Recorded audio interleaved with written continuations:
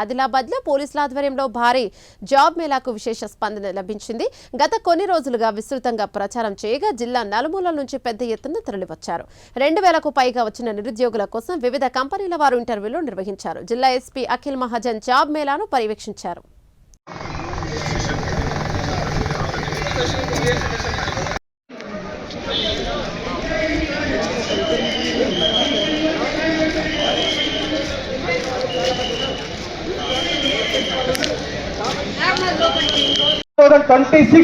ఎవరైతే MBA వాళ్ళు కావచ్చు, బీటెక్ వాళ్ళకి కావచ్చు, కొన్ని మనకు free internship training and placement programmes ఉంటాయి. అది మనకు 26 వాళ్ళు ఉపయోగించుకోవచ్చు. And their joining will be immediate joining ఉంటుంది. ఆఫ్టర్ ఎడ్యుకేషన్ అయినా జాయినింగ్ ఇవ్వగలుగుతాము. ఇవి కాకుండా so international voice, customer support, data entry, marketing, sales, email and chat process, ఇంకా ఎవరైనా MBA HR చేసి HR లోకి రావాలనుకున్న వాళ్ళు, ఎవరైనా ఇంట్రెస్ట్ ఉండి HR లోకి రావాలనుకున్న వాళ్ళు ఉంటే సో MBA HRs కూడా మేము HR హైరింగ్ చేసుకుంటున్నాము. సో మా రిప్రజెంటేటివ్ చాలా జరిగింది కాబట్టి కూడా మనం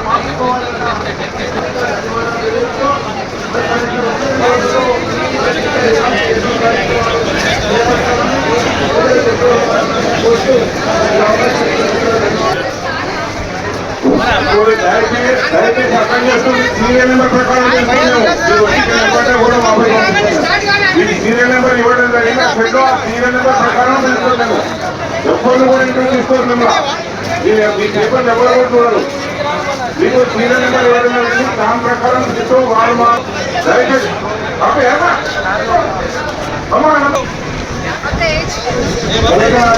కంపెనీ నుంచి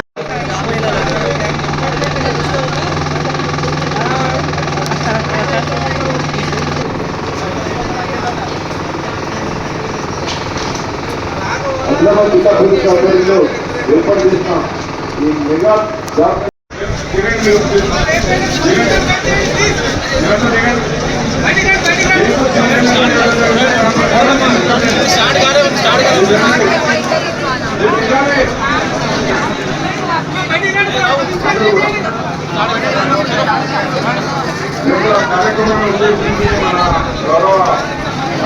చెప్పేసి ఆర్టిఫింట్ టెక్నాలజీస్ కంపెనీకి 6 మెంబర్స్ MBA HR కావాలని చెప్పారు. MBA HR మీ అందరి కోసం మనం ఒక కమ్యూనిటీ పోలీసింగ్ ప్రోగ్రామ్ సందర్భంలో ఈ ఒకటి జాబ్ మేళా ప్రోగ్రామ్ ఏర్పాటు చేయడం జరిగింది.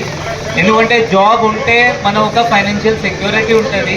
మన కుటుంబంకి మంచిగా చూసగలుగుతాము. మనం దీనికి మన దృష్టిలో పెట్టుకొని ఈ జాబ్ మేళా ఏర్పాటు చేయడం జరిగింది.